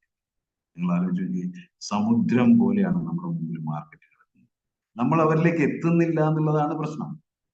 സമുദ്രം പോലെ ആണ് നമ്മുടെ മാർക്കറ്റ് കിടക്കുന്നത്. ആ മാർക്കറ്റിലേക്ക് നമ്മൾ എത്താൻ വേണ്ടിയിട്ട് നമ്മൾ ഓരോ പ്രോഡക്റ്റുകൾ നമ്മൾ ഓരോ ആളുകൾക്ക് കൊടുത്തിട്ട് ആ പ്രോഡക്റ്റ് ഒന്നോ രണ്ടോ പ്രാവശ്യം ഉപയോഗിച്ച് കഴിയുമ്പോൾ അവർ ഐഡി ക്രിയേറ്റ് ചെയ്യുക, അവർ പറയാ ഡിസ്കൗണ്ടിൽ കിട്ടാനുള്ള സാധ്യതയുണ്ട്. നമ്മൾ അതിലേക്ക് എൻട്രി എടുക്കാനുള്ള ഏറ്റവും എളുപ്പമുള്ള പ്രോഡക്റ്റ് ആണ് നമ്മുടെ ഓണാനോണിന്റെ ഹെർബൽ ടൂത്ത് പേസ്റ്റ് എന്ന് പറയുന്നത്. കാരണം ഇന്ന് കഴിഞ്ഞ ദിവസങ്ങളൊക്കെ വന്ന പരസ്യങ്ങൾ നിങ്ങൾ കണ്ടില്ലേ? നമ്മൾ ഗ്രൂപ്പിലൊക്കെ വന്നത് കോൾഗേറ്റിന്റെ ഒക്കെ ഡ്യൂപ്ലിക്കേറ്റ്. ഒന്ന്, അത് കിട്ടുന്ന പ്രോഡക്റ്റ് തന്നെ ക്വാളിറ്റി ഇല്ലാത്ത പ്രോഡക്റ്റാ. സാധാരണ നീറ്റുകറ്റ വയനാട്ടിലൊക്കെ ആണെങ്കിൽ നമ്മുടെ കൃഷി സ്ഥലത്ത് ഉപയോഗിക്കുന്ന നീറ്റുകക്ക കുമ്മായം, അതാണ് അതിനകത്ത് ഉപയോഗിക്കുന്നത്. കുമ്മായം ഉപയോഗിച്ച് പേസ്റ്റ് ഉണ്ടാക്കിയുള്ള കുഴപ്പം എന്താണെന്ന് അറിയോ നിങ്ങൾക്ക്? നമ്മളെ ഉമിനീരിലുള്ള രാസഘടകങ്ങളുമായി അത് പ്രതിപ്രവർത്തിച്ചിട്ട് ഇതിനകത്തുള്ള കുമ്മായം കക്കയായിട്ട് നമ്മളെ പല്ലിന്റെ അടിഭാഗത്തൊക്കെ അടിഞ്ഞു കൂടി കഴിഞ്ഞിട്ടുണ്ടെങ്കിൽ നമ്മളെ പല്ലിന് മാരകമായിട്ടുള്ള ഗുരുതരമായിട്ടുള്ള പരിക്കുണ്ടാക്കിയിട്ട് പല്ല് കുറച്ച് കഴിയുമ്പോൾ പൊട്ടിപ്പോകും. അതായത് മോണേന്റെ മുകളിൽ നിന്ന് പൊട്ടിപ്പോകും. അത്ര ഭീകരമായിട്ടുള്ള സാധനം നമ്മൾ ഉപയോഗിച്ചുകൊണ്ടിരിക്കും. അപ്പൊ ഇത് നമ്മൾ ഈ പേസ്റ്റ് ഉപയോഗിച്ച് കഴിഞ്ഞാൽ എന്താ സംഭവിക്കുക? നമുക്ക് സ്വാഭാവികമായിട്ട് പല്ലിന് കംപ്ലൈന്റ് വരും. കോൾഗേറ്റ് ഉപയോഗിച്ച് കഴിഞ്ഞാൽ നേരെ നമ്മൾ ഇവിടെ പോകും, ദന്താശുപത്രിയിൽ പോകും. ഈ ദന്താശുപത്രിയിലെ ഡോക്ടർക്ക് വേണ്ടിയുള്ള ലക്ഷക്കണക്കിന് ഉറുപ്പുള്ള എക്യുപ്മെന്റ് ഉണ്ടാക്കുന്നത് മൾട്ടിനാഷണൽ കമ്പനികളാണ്. എന്ന് പറഞ്ഞാൽ ഇവര് തന്നെ തമ്മിലുള്ള ഒരു ജോയിന്റ് വെഞ്ചറായി ഇതൊക്കെ നമ്മളെ രോഗിയാക്കുക. അതുകൊണ്ടാണ് ഈ മുട്ടിനും നമ്മൾ ഡെന്റൽ ക്ലിനിക്കുകൾ കാണുന്നില്ലേ? പണ്ടുണ്ടായിരുന്നു അതൊക്കെ? പണ്ടുണ്ടായിരുന്നില്ല. ഇപ്പോഴാണ് ഡെന്റൽ ക്ലിനിക്കുകൾ ഏറ്റവും കൂടുതൽ, ഏറ്റവും ലാഭകരമായിട്ടുള്ള ബിസിനസ്സാണ് ഡെന്റൽ ക്ലിനിക്കുകൾ. അപ്പൊ അതിലൂടെ അവരുടെ മെഡിസിൻസ് ചെലവാകും. എന്ന് പറഞ്ഞാൽ നമ്മളെ രോഗിയാക്കിയിട്ട് ജീവിതകാലം മുഴുവൻ മരുന്ന് കഴിക്കുന്ന ആൾക്കാരാക്കി മാറ്റുക എന്നുള്ളതാണ് ഉദ്ദേശം. ഇതിൽ നിന്നൊക്കെ മോചനം നേടി ആരോഗ്യത്തോടു കൂടി നല്ല പല്ല്, നല്ല എല്ല്, നല്ല മുടി, നല്ല ആരോഗ്യത്തോടു കൂടി ചിന്തിക്കുക, ധാരാളം പണം, നമ്മൾക്ക് എന്താ പറയാ നല്ല ആളുകളുടെ പ്രശ്നങ്ങൾക്ക് പരിഹാരം ഉണ്ടാക്കുന്ന ആളുകളാണ് ജീവിതത്തിൽ വിജയിച്ചിരിക്കുന്നത്. ഏത് ബിസിനസ് നിങ്ങൾ എടുത്തു നോക്കുക, ഏത് ബിസിനസ് എടുത്തു നോക്കുക, ഒരു നീഡിനെ ഫുൾഫിൽ ചെയ്യാൻ പറ്റുന്ന ആളുകളാണ് ബിസിനസ്സുകാർ, വ്യവസായികളായി മാറിയിരിക്കുന്നത്. ഇപ്പൊ നമ്മള് തോമസ് ആൽവ എഡിസനെ കുറിച്ചൊക്കെ നമ്മൾ പറയാറില്ലേ അല്ലെ? എന്താ പറയാ, ബൾബ് കണ്ടുപിടിച്ച സയന്റിസ്റ്റ് ആണ് എഡിസൺ എന്നൊക്കെ നമ്മൾ പറയാറില്ലേ? അദ്ദേഹമായിരിക്കുമോ ലോകത്തിൽ ആദ്യമായിട്ട് ബൾബ് കണ്ടുപിടിച്ചിട്ടുണ്ടാവുക? അതിനു മുമ്പ് ഒരുപാട് പേര് ശ്രമിച്ചിട്ടുണ്ടാവില്ലേ? എന്തുകൊണ്ടാണ് ബൾബ് കണ്ടത്, ആ ഇലക്ട്രിക് ബൾബ് കണ്ടുപിടിച്ചത് അദ്ദേഹം വിജയിക്കാൻ കാരണം എന്ന് ചോദിച്ചിട്ടുണ്ടെങ്കിൽ, അയാൾ ഇലക്ട്രിസിറ്റി പാസ് ചെയ്യാൻ വേണ്ടിയിട്ടുള്ള നെറ്റ്വർക്ക് ഉണ്ടാക്കി എന്നുള്ളതാണ്. അദ്ദേഹത്തിന്റെ പുസ്തകം നിങ്ങൾ വായിച്ചറിയാം. അദ്ദേഹം ഈ ബിസിനസ്, അതായത് ഈ ബൾബ് കണ്ടുപിടിച്ചിട്ട് 1000-ഓളം തവണ ബൾബ് കണ്ടുപിടിക്കാൻ വേണ്ടിയിട്ട് പരാജയപ്പെട്ടു എന്ന് നമ്മളെ പോലുള്ള ആളുകളുടെ ഭാഷ പറയുമ്പോൾ അദ്ദേഹം പറഞ്ഞനുസരിച്ച് ഞാൻ പലതരത്തിൽ 1000 തവണ ഞാൻ പരീക്ഷണം നടത്തിയതാണ്. അത് ഓരോ പ്രാവശ്യം ഞാൻ പരീക്ഷണം നടത്തുമ്പോൾ എനിക്ക് ഇമ്പ്രൂവ്മെന്റുകൾ ഉണ്ടായി എന്ന് പറയും. അങ്ങനെ അദ്ദേഹം ബൾബ് കണ്ടുപിടിച്ചു. ബൾബ് കണ്ടുപിടിച്ചിട്ട് അദ്ദേഹം എന്ത് ചെയ്തു?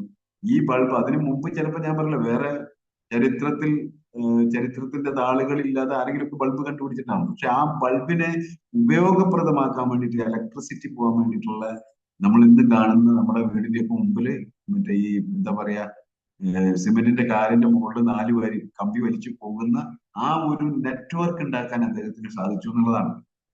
ഇതൊരു ബിസിനസ് ആക്കി മാറ്റി. അപ്പൊ അവിടെ ഒരു മനുഷ്യന്റെ ഒരു പ്രശ്നത്തിന് പരിഹാരം ഉണ്ടാക്കിയിട്ട് അതിനൊരു നെറ്റ്വർക്കിലൂടെ എല്ലായിടത്തേക്കും എത്തിക്കാൻ വേണ്ടിയിട്ട്, അങ്ങനെ എത്തിച്ചപ്പോൾ അതൊരു വലിയ വ്യവസായമായി മാറി. അപ്പൊ ഒരു മനുഷ്യന്റെ ഒരു നീഡ് ക്രിയേറ്റ് ചെയ്യാൻ പറ്റുന്ന ധാരാളം പ്രോഡക്റ്റുകൾ നമ്മളെ കയ്യിൽ. അപ്പൊ നമുക്ക് എത്രമാത്രം വലിയ നെറ്റ്വർക്ക് ഉണ്ടാക്കാൻ പറ്റും നിങ്ങൾ ആലോചിക്കുക. ഇത്രയും വലിയ മനുഷ്യന്റെ പ്രശ്നങ്ങൾക്ക് പരിഹാരം ഉണ്ടാക്കാൻ പറ്റുന്ന ഒരുപാട് പ്രോഡക്റ്റുകൾ നമ്മുടെ കയ്യിൽ. അപ്പൊ നമുക്ക് കോഴിക്കോടും വയനാടും ഇടുക്കിയിലും മലപ്പുറത്തും ഇന്ത്യ ഒട്ടാകെയും ഒക്കെ വലിയ വലിയ നെറ്റ്വർക്ക് ഉണ്ടാക്കാൻ പറ്റുന്ന ഒരു ബൃഹത്തായിട്ടുള്ള ഒരു ഒരു ഓപ്പർച്യൂണിറ്റി നമ്മളെ കയ്യിൽ കിട്ടിയിട്ടില്ല സുഹൃത്തുക്കളെ. നമ്മൾ അതിനെ കാര്യക്ഷമമായിട്ട് കാണുന്നുണ്ടോ? നിങ്ങൾ നിങ്ങൾ വേറെ ആരോടും ഇത് പറയുമോ, വേറെ ആരോടും ഇത് ഷെയർ ഒന്നും വേണ്ട. നമ്മളൊന്ന് സ്വയം ഇരുന്ന് ഞാൻ എന്താണ് ചെയ്യുന്നത്, എന്റെ ലീഡർ പറയുന്ന കാര്യങ്ങളൊക്കെ ഞാൻ ചെയ്യാറുണ്ടോ? ലീഡർ എന്നോട് പറഞ്ഞില്ല, ചെറിയ ചെറിയ വലിയ കാര്യങ്ങളൊന്നുമല്ല നിങ്ങളോട് പറഞ്ഞ 50,000 1,00,000 അല്ലെങ്കിൽ മുടക്കിയിട്ടുള്ള കാര്യങ്ങളല്ല നിങ്ങളോട് പറഞ്ഞു. നിങ്ങളോട് പറഞ്ഞ കാര്യങ്ങൾ എന്തൊക്കെയാണ്? ഞാൻ ആദ്യം പറഞ്ഞ കാര്യങ്ങൾ തന്നെ അല്ലെ, വളരെ ബേബി സ്റ്റെപ്പ് ആയിട്ടുള്ള കാര്യം. അതുപോലെ നമ്മളുടെ ഉൽപ്പന്നങ്ങൾ ഉപയോഗിക്കുന്നത് ശീലമാക്കും. ഇന്ന് പലരും വീട്ടിൽ പോയി കഴിഞ്ഞിട്ടുണ്ടെങ്കിൽ നമ്മുടെ ഉൽപ്പന്നങ്ങൾ പോയാൽ വേറെ ഏതൊക്കെ ബ്രാൻഡുകൾ ഉണ്ടാവും. അത് മാറ്റുക. അതിനേക്കാളൊക്കെ എത്രയോ വില കുറവിൽ ഏറ്റവും ലോകോത്തര ഗുണനിലവാരമുള്ള പ്രോഡക്റ്റുകളാണ് നമുക്ക് കിട്ടുന്നത്. അപ്പൊ നമ്മളെ പ്രോഡക്റ്റുകൾ ഉപയോഗിക്കുക. പിന്നെ നമ്മള് ഗോസിപ്സ് പറയാതെ, ഇല്ലാ കഥകളോ അല്ലെങ്കിൽ വേറെ ആരെങ്കിലും ഒക്കെ പറഞ്ഞു കേട്ടില്ല അത് സത്യമാണെന്ന് നമുക്കറിയില്ല, അത് പറയാതിരിക്കുക. എന്താ അതുകൊണ്ട് നമുക്ക് എന്ത് നേട്ടമല്ല? ഞാൻ നേരത്തെ നിങ്ങളോട് തുടക്കത്തിൽ പറഞ്ഞു, നമ്മളൊന്നും കുറ്റവിമുക്തരല്ല അല്ലെ. നമുക്കൊക്കെ നമ്മുടേതായിട്ടുള്ള പോരായ്മകളുണ്ട്. ആ പോരായ്മകളെ അല്ല കാണുന്നത്. നമ്മൾ കൂടെ വന്ന ആളുകൾ അയാളുടെ ക്വാളിറ്റി എന്താണ്? ചില ആളുകൾക്ക് നന്നായിട്ട് MC ചെയ്യാനുള്ള കഴിവുണ്ടാവും അല്ലെ, നന്നായിട്ട് സ്പീച്ച് ചെയ്യാനുള്ള കഴിവുണ്ടാവും. ചില ആളുകൾക്ക് അസാമാന്യമായിട്ട് ക്ലോസ് ചെയ്യാനുള്ള കഴിവ്. എന്റെ കൂടെ വന്ന ഒരു ലീഡർ, അദ്ദേഹം എങ്ങനെ വെച്ചിട്ടുണ്ടെങ്കിൽ അദ്ദേഹം നമ്മളൊക്കെ സംസാരിച്ചു അങ്ങനെ ഫോളോ അപ്പിന് പോകും, നമ്മളൊക്കെ സംസാരിച്ചൊക്കെ ഇരിക്കും. സംസാരിച്ചൊക്കെ കഴിഞ്ഞു. അപ്പൊ അദ്ദേഹം ഭയങ്കര ഒരു പ്രാസംഗികനോ വാഗ്മിയൊന്നുമല്ല. വലിയ വലിയ എന്താ പറയുക, വലിയൊരു ലീഡർഷിപ്പ് അങ്ങനെയുള്ള ആളൊന്നുമല്ല. സ്റ്റേജിലൊക്കെ കയറിയാലും പരിമിതമായിട്ട് സംസാരിക്കുന്ന ആളാണ്. പക്ഷെ അദ്ദേഹം എന്താ വെച്ചാൽ നമ്മൾ ഈ സംസാരമൊക്കെ കഴിഞ്ഞിട്ട് അദ്ദേഹം ആ വീട്ടുടമയുടെ അല്ലെങ്കിൽ നമ്മുടെ പ്രോസ്പെക്റ്റിന്റെ വീടിന്റെ അകത്തേക്ക് കയറിയിട്ട് തിരിച്ചു വരുമ്പോ 15,000, മിനിമം 15,000 ക്ലോസ് ചെയ്തിട്ട് എന്താ മാജിക് എന്നുള്ളത് അറിയില്ല. ആ ഒരു സ്ഥലത്ത് പോയാലും അദ്ദേഹം ക്ലോസ് ചെയ്തിട്ട് വരുള്ളൂ. അതൊരു അസാമാന്യ കഴിവാണ്, എല്ലാവർക്കും ഉള്ള കഴിവ്. ഒരു ക്ലോസിംഗ് ടെക്നിക്കുകളുണ്ട്. അപ്പൊ ആ ചില ആളുകൾക്ക് ആ കഴിവായിരിക്കും ഉണ്ടാവും. ചില ആളുകൾക്ക് വളരെ മനോഹരമായിട്ട് നമ്മൾ GTS പ്ലാൻ കൊടുക്കാൻ വേണ്ടിയിട്ട് അല്ലെ. ചില ആളുകൾക്ക് ആളുകളോട് നന്നായിട്ട് സംസാരിക്കാൻ കഴിയുന്ന ആളുകൾ. ചില ആളുകൾ വളരെ പെർഫോം ചെയ്ത് സ്റ്റേജിലൊക്കെ നന്നായിട്ട് പെർഫോം ചെയ്യുന്ന ആളുകൾ.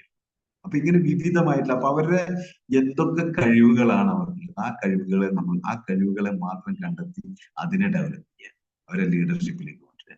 അല്ലാതെ നമ്മള് അവരുടെ കോമൺ ആയിട്ടുള്ള പ്രശ്നങ്ങളിലേക്ക് നോക്കാതിരിക്കുക, ആ പ്രശ്നങ്ങൾ കാണരുത്. നമ്മൾ ആ ഭാഗത്തേക്ക് നമ്മൾ എന്താ ചെയ്യുക, ഒരു കറുത്ത ശീല കൊണ്ട് കണ്ണ് കെട്ടി വെക്കും. പിന്നെ നിങ്ങളുടെ ലീഡേഴ്സിന്റെ കുറ്റം പറയാതിരിക്കുക, ലീഡേഴ്സിനെ കുറിച്ച് പരാതി പറയാതിരിക്കുക, ക്രോസ് ലൈൻ കമ്മ്യൂണിക്കേഷൻ ഇല്ലാതിരിക്കുക. നിങ്ങളിൽ തുടങ്ങുന്ന LOS നിങ്ങളുടെ താഴേക്ക് വരുന്ന നിങ്ങളുടെ ഓർഗനൈസേഷൻ ഓർഗനൈസേഷൻ പോയി കമ്മ്യൂണിക്കേഷൻ നടത്തുക. നിങ്ങളുടെ മുകളിലേക്കുള്ള ലീഡേഴ്സ് വരെ കമ്മ്യൂണിക്കേഷൻ നടത്തുക. മറ്റുള്ള ടീമിലുള്ള നിങ്ങൾ ചിലപ്പോൾ ഭയങ്കര ഈ ബിസിനസ്സിൽ വന്നിട്ട് ഭയങ്കര ഫ്രണ്ട്ഷിപ്പ് ഉണ്ടായിരിക്കും, അല്ലെങ്കിൽ അതിനു മുമ്പ് ഫ്രണ്ട്ഷിപ്പ് ഉണ്ടായിരിക്കും. അവിടെ നിങ്ങൾക്ക് നിങ്ങളോട് ഞാൻ പറയാം, ചില തീക്കനലുകൾ, നമ്മളുടെ ഉള്ളിലിടുന്ന ചില തീക്കനലുകൾ നമ്മളെ ഈ ബിസിനസ്സിൽ ഇല്ലാതാക്കും. വെറുതെ വെറുതെ നിങ്ങളെ ലീഡറെ കുറിച്ച് എന്തെങ്കിലും ഒരു കുറ്റം പറഞ്ഞാൽ, അല്ലെങ്കിൽ നിങ്ങളുടെ ഒരു അസോസിയേറ്റിനെ കുറിച്ച് എന്തെങ്കിലും പറഞ്ഞാൽ, പിന്നെ നിങ്ങൾ സമാന്തരമായിട്ട് അത് തന്നെ കാണാം. അത് മനുഷ്യന്റെ ഒരു മനസ്സിന്റെ പ്രത്യേകതയാണ്. ഇപ്പൊ നമ്മൾ പറയാറില്ലേ, നിങ്ങളൊരു ചുവന്ന ബെൻസ് എടുക്കാൻ തീരുമാനിച്ചു കഴിഞ്ഞാൽ, അത് അടിയുറച്ച് വിശ്വസിച്ച് കഴിഞ്ഞാൽ, നിങ്ങൾ റോട്ടിൽ ഇറങ്ങിയാൽ കാണുന്നത് മുഴുവൻ ചുവന്ന ബെൻസ് ആയിരിക്കും. അല്ലെങ്കിൽ നിങ്ങൾ ഒരു ചുവന്ന ഒരു സ്വിഫ്റ്റ് എടുക്കാൻ തീരുമാനിച്ചു, നിങ്ങളത് എഴുതി വെച്ചു, ഞാൻ ഇന്ന ഡേറ്റിന് ചുവന്ന ഒരു സ്വിഫ്റ്റ് എടുക്കാൻ തീരുമാനിച്ചു, ജനുവരി 1-ാം തീയതി ഒരു ചുവന്ന സ്വിഫ്റ്റ് എടുക്കാൻ തീരുമാനിച്ചു എന്ന് പറഞ്ഞിട്ടുണ്ടെങ്കിൽ, അങ്ങനെ തീരുമാനിച്ചത് അടിയുറച്ച് നിങ്ങൾ ഒരു വിശ്വാസമായി മാറിക്കഴിഞ്ഞാൽ, നിങ്ങൾ പിന്നെ ടൗണിലേക്കൊക്കെ ഇറങ്ങിയാൽ കാണുന്നത് ചുവന്ന സ്വിഫ്റ്റ് ആയിരിക്കും. അതേപോലെ തന്നെ നെഗറ്റീവിന്റെ കാര്യവും അങ്ങനെ തന്നെയാണ്. നിങ്ങൾ ആലോചിക്കുക, ഒരു നെഗറ്റീവ് ന്യൂസ് എത്ര വളരെ വിപുലമായിട്ടാണ് പടരുക നാട്ടിൽ മുഴുവൻ, അല്ലെ? ഇപ്പൊ നടക്കുന്ന ഒരു MLA കുറിച്ചുള്ള ഒരു ഗോസിപ്പ് ഇങ്ങനെ പടരുന്നുണ്ട്, യാഥാർത്ഥ്യം എന്താണെന്ന് അറിയില്ല. ഇതേപോലെയാണ് നെഗറ്റീവ് ന്യൂസുകളുടെ പ്രത്യേകത. അത് ഇങ്ങനെ പടർന്ന് പന്തലിച്ച് ഇങ്ങനെ പോയിക്കൊണ്ടിരിക്കും. ആർക്കും ഒരു നേട്ടമില്ലാതെ കേൾക്കുമ്പോൾ തൽക്കാലം നമുക്കൊരു മാനസിക സുഖം കിട്ടും. ഇതെന്തായാലും നന്നായി, എന്ത് ഗുണമുള്ളത്. ആ സമയത്ത് നിങ്ങളെ ലീഡറിന്റെ ക്വാളിറ്റി കാണുക, നിങ്ങൾ അസോസിയേറ്റിന്റെ ക്വാളിറ്റി കാണുക. ഇങ്ങനെ മുന്നോട്ട് പോകുമ്പോഴാണ് നമുക്ക് വിജയിയായിട്ട് മാറാൻ പറ്റുക. അപ്പൊ ആ ഒരു ലെവലിലേക്ക് നമ്മൾ മാറണ സുഹൃത്തുക്കളെ, നമ്മളൊക്കെ സാധാരണക്കാരായിട്ടുള്ള എന്താ പറയുക, പ്രശ്നങ്ങളും പരിവട്ടങ്ങളുമായിട്ടൊക്കെ വന്നിട്ടുള്ള ആൾക്കാരാണ്. നമുക്കതൊക്കെ മാറണ്ടേ? നമുക്കതൊക്കെ മാറി വലിയ വലിയ വിജയത്തിലേക്ക് നമുക്ക് പോകണ്ടേ? വലിയ വിജയത്തിലേക്ക് പോകണമെങ്കിൽ ഒരു പ്യൂരിറ്റി ദിവസവും നമ്മളെ ഒന്ന് അരിക്കുക, നമ്മളെ ഒന്ന് അരിച്ചു നോക്കുക. വൈകുന്നേരം ആകുമ്പോൾ നമ്മൾ ഇന്നത്തെ വർക്കൊക്കെ കഴിഞ്ഞ് പോയിട്ട് നോക്കുക, എനിക്ക് ഇന്നലത്തെക്കാളും എത്രമാത്രം ഇമ്പ്രൂവ്മെന്റ് എനിക്ക് ഉണ്ടായിട്ടുണ്ട്. നമുക്ക് തന്നെ സ്വയം മാർക്കുക. ഇന്നലെ ഞാൻ ചെയ്യേണ്ട കാര്യങ്ങളിൽ എന്തൊക്കെ മാറ്റി വെച്ചു, അത് ഇന്ന് എന്തൊക്കെ ചെയ്യാൻ വേണ്ടിയിട്ട് പറ്റി. ആ തരത്തിൽ നമ്മൾ നമ്മളെ തന്നെ ഒന്ന് അനലൈസ് ചെയ്യുക. അനലൈസ് ചെയ്തിട്ട് നമുക്ക് തന്നെ മാർക്കില്ല. 10-ൽ 2 മാർക്ക്, 10-ൽ 5 മാർക്ക്, അങ്ങനെ ഓരോ ദിവസവും നമ്മൾ മാർക്കില്ല. ഇന്ന് എനിക്ക് എന്തൊക്കെ മാറ്റങ്ങൾ വരുത്താൻ പറ്റും. ഇങ്ങനെയൊക്കെ നമ്മൾ ചെയ്തു പോകുമ്പോൾ എന്താ പറയുക, നമുക്കൊരു വലിയ രീതിയിലേക്കുള്ള വരുന്ന. ഞാനൊരു കാര്യം പറയാം നിങ്ങളോട്, ഇപ്പോഴത്തെ ഒരു കമ്പനിയുടെ അല്ലെങ്കിൽ നമ്മളൊരു ഡയറക്ട് സെല്ലിങ്ങിന്റെ ഇന്ത്യയിലെ അവസ്ഥ വെച്ചിട്ട് ഒരു വർഷം കൊണ്ടൊക്കെ ഒരു RTC ആവുക എന്നതിന്, അതായത് എന്റെ പിൻലെവലിലേക്ക് എത്തുക എന്ന് പറയുന്നതൊന്നും വലിയൊരു റോക്കറ്റ് സയൻസ് അല്ല. അത്രമാത്രം ഫാസ്റ്റ് ആയിട്ടുണ്ട്. അങ്ങനെ ആ ഒരു ലെവലിലേക്ക് എത്താൻ വേണ്ടിയിട്ട് നമ്മൾ ഇതിനകത്ത് ചെയ്യേണ്ട കാര്യം എന്താ? അതിനു വേണ്ടി ചെയ്യേണ്ട കാര്യങ്ങൾ എന്താ? കൂടുതൽ ആളുകളെ കാണുക, കൂടുതൽ നെറ്റ്വർക്ക് ഉണ്ടാക്കുക എന്നുള്ളതല്ലാതെ വേറെ ഒരു ഷോർട്ട് കട്ടും ഇല്ല ഇതിനകത്ത്. കൂടുതൽ നെറ്റ്വർക്ക് ഉണ്ടാക്കാൻ വേണ്ടിയിട്ട് എന്താ ചെയ്യേണ്ടത്? നമ്മൾ 200 പേരിൽ ലിസ്റ്റ് ഇട്ടു. അതേപോലെ തന്നെ നമ്മളുടെ കൂടെ വന്ന ഓരോ അസോസിയേറ്റിനെ കുറിച്ചും കൊണ്ടും നമ്മൾ ഈ ലിസ്റ്റ് ഇടിക്കുക എന്നുള്ളതാണ് ഏറ്റവും പ്രധാനപ്പെട്ട കാര്യം. ഡ്യൂപ്ലിക്കേഷൻ എന്നാണ് അതിന് പറയാം. ഡ്യൂപ്ലിക്കേഷൻ, അതായത് നമ്മൾ ലീഡർ ചെയ്യുന്ന എന്താണോ അത് നമുക്ക് പറഞ്ഞു തന്നു, അത് നമ്മൾ ഡ്യൂപ്ലിക്കേറ്റ് ചെയ്യുന്നു. അതേ കാര്യങ്ങൾ നമ്മളുടെ കൂടെ വന്ന ഓരോ അസോസിയേറ്റിനെ കൊണ്ടും ഡ്യൂപ്ലിക്കേറ്റ് ചെയ്യും. ഇതിനകത്ത് ഈ ബിസിനസ്സിൽ വിജയിക്കാൻ വേറൊരു മാജിക്കും ഇല്ല. ഡ്യൂപ്ലിക്കേറ്റ് ചെയ്യുക. നിങ്ങളുടെ റിയൽ ലീഡറെ, നിങ്ങളുടെ മെന്ററെ ഡ്യൂപ്ലിക്കേറ്റ് ചെയ്യുക. അത് ഡ്രസ് കോഡിലാവട്ടെ, അല്ലെങ്കിൽ ബോഡി ലാംഗ്വേജിലാവട്ടെ, അദ്ദേഹം ചെയ്യുന്ന പ്രവൃത്തിയിലാവട്ടെ, എന്ത് വേണമെങ്കിലും നമുക്ക് ഡ്യൂപ്ലിക്കേറ്റ് ചെയ്യാം. മലയാളത്തിലല്ല, നമ്മളെ പരീക്ഷാ ഭാഷയിൽ പറഞ്ഞാൽ കോപ്പി അടി. നമ്മൾ പരീക്ഷയിലാണ് കോപ്പി അടിക്കുന്നതെങ്കിൽ നമുക്ക് അവിടെ നമ്മൾ എന്താ പറയാ, ഡീബാർ ചെയ്യും. നിങ്ങൾ ഫെയിലായി കോപ്പി അടിച്ചു കഴിഞ്ഞാൽ. ഇവിടെ നിങ്ങൾ കോപ്പി അടിച്ചു കഴിഞ്ഞിട്ടുണ്ടെങ്കിൽ നിങ്ങൾക്ക് വലിയ വിജയങ്ങളുണ്ട്. നിങ്ങൾ വിജയിച്ച ലീഡർ, അത് ഞാൻ പ്രത്യേകിച്ച് പറയാം, വിജയിച്ച ലീഡർ എന്ന് പറഞ്ഞാൽ നിങ്ങൾക്ക് നല്ല മെന്ററായിട്ട് നിങ്ങൾക്ക് ഉപദേശമൊക്കെ തരാം, അല്ലെങ്കിൽ നിങ്ങൾ വിളിച്ചു കഴിഞ്ഞാൽ നിങ്ങൾക്ക് കൃത്യമായിട്ട് കാര്യങ്ങളൊക്കെ പറഞ്ഞു തരുന്ന, നിങ്ങളെ കൂടെ കട്ടയ്ക്ക് നിൽക്കുന്ന, നിങ്ങളെ വർക്കിനൊക്കെ നിങ്ങളെ സപ്പോർട്ട് ചെയ്യുന്ന, നിങ്ങളെ നിർബന്ധിച്ച് ഓരോ കാര്യങ്ങൾക്ക് കൊണ്ടുപോകുന്ന, ഇതിനകത്ത് ഒരാളും സ്വയം ഏറ്റെടുക്കില്ല. പല ആളുകൾക്കും പറ്റുന്ന ഒരു കാര്യം എന്ന് വെച്ചാൽ പ്ലാനൊക്കെ പോകും, ഫോളോ അപ്പിന് പോകില്ല. പിന്നെ പ്ലാൻ കൊടുത്ത ആളുകളെ വിചാരം അത് ബിസിനസ് ക്ലോസ് ആയി, എന്റെ പുരയിൽ പൈസ കൊടുത്തിരുന്ന. ഒരിക്കലും നടക്കില്ല, ഒരിക്കലും നടക്കില്ല. അങ്ങനെ ഒരു ചിന്താഗതി വേണ്ട. നിങ്ങൾക്ക് 24 മണിക്കൂറിനുള്ളിൽ പ്ലാൻ കൊടുക്കാൻ പറ്റുന്ന ആളുകൾക്ക് മാത്രം, ഫോളോ അപ്പ് ചെയ്യാൻ പറ്റുന്ന ആളുകളെ മാത്രമേ നിങ്ങൾ പ്ലാൻ കൊടുക്കാൻ പാടുള്ളൂ. ഇല്ലെങ്കിൽ നിങ്ങൾ എടുക്കുന്ന പണി വെറുതെയാണ്. നിങ്ങൾ ഈ പ്ലാൻ കൊടുക്കുന്ന പണി നിങ്ങളെടുക്കും, വേറെ ആണുങ്ങൾ അത് ക്ലോസ് ചെയ്തു. അപ്പൊ 24 മണിക്കൂർ എന്ന് പറയുന്നത് ഒരു വലിയ സയൻസ് കൂടിയാണ്. കാരണം നമ്മളുടെ മനസ്സിൽ ഒരു കാര്യം ഏറ്റവും അതിന്റെ 100% നിലനിൽക്കുന്നത്, ആ ഓർമ്മയിൽ നിലനിൽക്കുന്നത് 24 മണിക്കൂർ വരെ. അത് കഴിയുമ്പോൾ അതിങ്ങനെ കുറഞ്ഞു കുറഞ്ഞ് 80ആയി, 70ആയി, 60ആയി, 50ആയി, ഒരാഴ്ചയൊക്കെ കഴിഞ്ഞിട്ടാണ് നിങ്ങൾ വന്ന് ചെന്ന് സംസാരിക്കുമ്പോൾ ഒരുപക്ഷെ ആ പ്ലാനും നമ്മളെ കമ്പനി പോലും അയാൾ മറന്നു പോയിട്ടുണ്ടാവും. രണ്ടാമത് നമുക്കൊരു പ്ലാൻ കൊടുക്കാൻ വേണ്ടിയിട്ട് അയാൾ ഇരുന്ന് തന്നോളന്നില്ല. ക്ലോസിംഗ് എപ്പോഴും ഒരു നിർബന്ധ ബുദ്ധിയാൽ ചെയ്യേണ്ട കാര്യം. കാരണം വെച്ചിട്ടുണ്ടെങ്കിൽ ഒന്ന് അവരെ പ്രയോറിറ്റൈസ് ചെയ്യുക. ഞാൻ ആദ്യമായിട്ട് കാണാൻ വന്നത് നിന്നെയാണ്, ഞാൻ 10-200 പേരെ ലിസ്റ്റ് ഇട്ടിട്ടുണ്ട്, ബാക്കിയുള്ളവരൊക്കെ നിനക്ക് ശേഷമാണ് കാണുന്നത്. എന്തായാലും നീ എന്റെ കൂടെ നിൽക്കണം, ഞാൻ വിജയിക്കാൻ തീരുമാനിച്ച ആളാണ് ഈ ബിസിനസ്സിലൂടെ. നീ നിർബന്ധമായിട്ടും എന്റെ കൂടെ നിൽക്കണം, നമുക്ക് ഒന്നിച്ച് വിജയിക്കണം, വലിയ നേട്ടങ്ങൾ ഉണ്ടാക്കിയിട്ട് നമ്മുടെ നാട്ടിലെ ദാരിദ്ര്യം മാറ്റാൻ വേണ്ടിയിട്ട് നമുക്ക് ഒന്നിച്ച് നിൽക്കണം. അങ്ങനെ തന്നെ പറയണം. കാരണം എന്താ വെച്ചിട്ടുണ്ടെങ്കിൽ ഇന്ന് നമ്മൾ പറയുന്നുണ്ട്, ഇപ്പോ എന്താ പറയാ, സംസ്ഥാന ഗവൺമെന്റ് ഒക്കെ പറയുന്നുണ്ട് ദാരിദ്ര്യം തുടച്ചു നീക്കുന്നൊക്കെ. പക്ഷെ പല ആളുകൾക്കും അവരുടെ ദാരിദ്ര്യാവസ്ഥ അവരുടെ കാണുന്ന കാഴ്ചപ്പാടിൽ പറയാൻ പറ്റാത്ത അവസ്ഥയിലാണ്.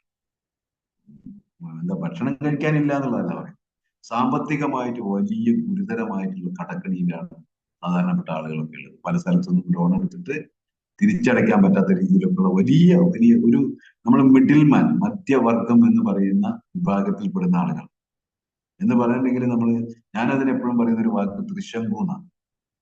ഒരു തൃശങ്കു സ്വർഗം എന്നൊക്കെ നിങ്ങൾ കേട്ടിട്ടില്ലേ? അതായത് നമ്മൾ ഇവിടുന്ന് മരിച്ചിട്ട് സ്വർഗത്തിലേക്ക് പോകുന്നൊക്കെയാണ് നമ്മളുടെ എന്താ പറയുക ടെക്സ്റ്റുകളൊക്കെ പറയുന്നത്. അങ്ങനെ പോയ ഒരാളാണ് ഈ തൃശങ്കു എന്ന് പറയുന്ന ആൾ. അദ്ദേഹം ഇവിടുന്ന് സ്വർഗത്തിലേക്ക് പോയി, പക്ഷെ സ്വർഗത്തിൽ എത്തിയില്ല. പകുതി വഴിക്ക് എത്തിയപ്പോൾ അത് സ്വർഗാന്ന് തെറ്റിദ്ധരിച്ച് അവിടെ കൂടി. അതുകൊണ്ട് അതിന് തൃശങ്കു എന്ന് പറയുന്നത്. ഇതേപോലെ തന്നെയുള്ള ഒരു അവസ്ഥയിലാണ് മിഡിൽ മാൻ, മധ്യവർഗത്തിൽപ്പെടുന്ന ആളുകൾ. സാധാരണ കൂലിവേലയ്ക്ക് പോകുന്ന ആളുകൾക്ക് പ്രയാസമില്ല. കാരണം എന്താ, അന്നന്ന് കൂലിവേല ചെയ്തിട്ട് കുടുംബം നടത്തി ഒരു വലിയ ലെവലിലുള്ള വലിയ റിച്ച് ആയിട്ടുള്ള ആളുകൾ. ഇതിന്റെ ഇടയ്ക്ക് നിൽക്കുന്ന ആളുകളുണ്ട്. EMI ആയിട്ട് വീട് പണിതു, EMI ആയിട്ട് കാർ എടുത്തു, EMI ആയിട്ട് എല്ലാം ചെയ്ത് ക്രെഡിറ്റ് കാർഡും ഒക്കെ ആയിട്ട് ജീവിച്ചു പോകുന്ന ആൾക്കാർ. പുറത്തുനിന്ന് കാണുമ്പോൾ ഭയങ്കര സംഭവം, നല്ല ഡ്രസ് ഉണ്ട്, ഭയങ്കര സംഭവമാണ്, വീട്ടിൽ കാറുണ്ട്, വലിയ വീടുണ്ട്. പക്ഷെ പുറത്ത് പറയാൻ പറ്റാത്ത രീതിയിലുള്ള സാമ്പത്തിക ബാധ്യതയിലാണുള്ളത്. ഈ മധ്യവർഗം എന്ന് പറയുന്ന ഒരു വിഭാഗമാണ് ഇന്ത്യയിലെ പോപ്പുലേഷന്റെ ഒരു മൃഗീയമായിട്ടുള്ള ഭൂരിപക്ഷം എന്ന് പറയുന്നത്. അവർക്കൊക്കെ ഈ ഓപ്പർച്യൂണിറ്റി ആവശ്യമുള്ള ആളുകളാണ്. ഒരുപക്ഷെ നമ്മൾ ചെല്ലുമ്പോൾ എനിക്ക് വേണ്ട, അങ്ങനെ എങ്ങനെയാന്നൊക്കെ പറയാറുണ്ടെങ്കിലും അവരുടെ ഉള്ളിന്റെ ഉള്ളിൽ എനിക്ക് എന്തെങ്കിലും അഡീഷണൽ വരുമാനം കിട്ടിയിരുന്നെങ്കിൽ, എനിക്ക് എന്റെ EMI അടയ്ക്കാനുള്ള ഒരു തുക കിട്ടിയിരുന്നെങ്കിൽ എന്നുള്ള ചിന്തയുള്ള ആളുകളാണ് ഓരോരുത്തരും. അവിടെ നിങ്ങൾ ചിന്തിക്കേണ്ടത്, നിങ്ങൾ എങ്ങനെ ഈ ബിസിനസ്സിൽ വന്നു. ഒരു ഷിബിൻ സാർ വന്നിട്ട് ഒരു നിമിഷം നിങ്ങളോട് പറഞ്ഞ് പിറ്റേ ദിവസം നിങ്ങൾ വിളിച്ച് വീട്ടിലേക്ക് വന്നിട്ട് ജോയിൻ ചെയ്തതാണോ? നിങ്ങൾ എത്ര തവണ ഫോളോ അപ്പ് ചെയ്തു? നിങ്ങളോട് എന്തെല്ലാം കാര്യങ്ങൾ പറഞ്ഞ് നിർബന്ധിച്ചു? നിങ്ങളെ എങ്ങനെയാണ് പ്രോഗ്രാമിൽ കൊണ്ടുപോയത്? നിങ്ങൾ GTSലേക്ക് എങ്ങനെയാണ് കൊണ്ടുപോയത്? വളരെ നിർബന്ധിച്ചിട്ടായിട്ടും കൊണ്ട്. അപ്പൊ ഇതേ ഒരു നിർബന്ധ ബുദ്ധി നമ്മളുടെ കൂടെ വരുന്ന ഓരോ ആളുകളോടും നിങ്ങൾ കാണിക്കും. ഓരോ ആളുകളും. കാരണം അവർ വന്നു കഴിഞ്ഞിട്ട് അവരൊന്ന് ഒന്ന് ഒന്ന് പോസിറ്റീവായിട്ട് വർക്ക് ചെയ്യാൻ തുടങ്ങി കഴിഞ്ഞിട്ടുണ്ടെങ്കിൽ നിങ്ങൾക്ക് വരാൻ പോകുന്ന ടേൺ ഓവർ എന്ന് പറഞ്ഞാൽ അതിഭീകരമായിട്ടുള്ള, അതിഭീമമായിട്ടുള്ള ടേൺ ഓവറിലേക്കായിരിക്കും നമ്മൾ നടക്കുന്നത്. അപ്പൊ ആ ഒരു കാര്യത്തില് ഇതിൽ ഞാൻ പറഞ്ഞ പ്രാഥമികമായിട്ടുള്ള കാര്യങ്ങൾ നമ്മൾ വളരെ ഗൗരവത്തോടു കൂടി, തുടക്കം നന്നായാൽ ഒടുക്കം നന്നായി എന്ന് പറയാം. അപ്പൊ നമ്മൾ മടി കാണിക്കാതിരിക്കുക. വളരെ വളരെ വളരെ ശക്തമായിട്ട് നമ്മൾ ഓരോ ദിവസവും നമ്മുടെ ലീഡർ കൂടെ കട്ടയ്ക്ക് നിൽക്കുക. ലീഡർ പറയുന്ന ഓരോ കാര്യങ്ങളും കൃത്യമായിട്ട് നമ്മൾ അനുസരിക്കുക, കൂടെ നിൽക്കുക. എല്ലാവർക്കും വിജയിക്കാൻ സാധിക്കട്ടെ എന്ന് ആശംസിച്ചുകൊണ്ട് നിർത്തുന്നു. Okay, thank you. Wish you all the best. ജയ് ഹിന്ദ്, ജയ് mileage. Thank U.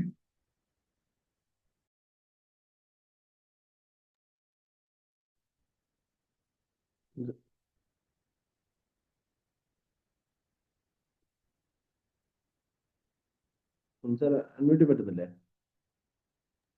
Okay okay okay, thank you Harish sir. എന്തായാലും സാറിന്റെ മനോഹരമായ വാക്കുകൾ നമ്മൾ ഇത്രയും കേട്ടുകൊണ്ടത്. സാർ കുറെ കാര്യങ്ങൾ നമ്മളോട് പറഞ്ഞു തന്നിട്ടുണ്ട്.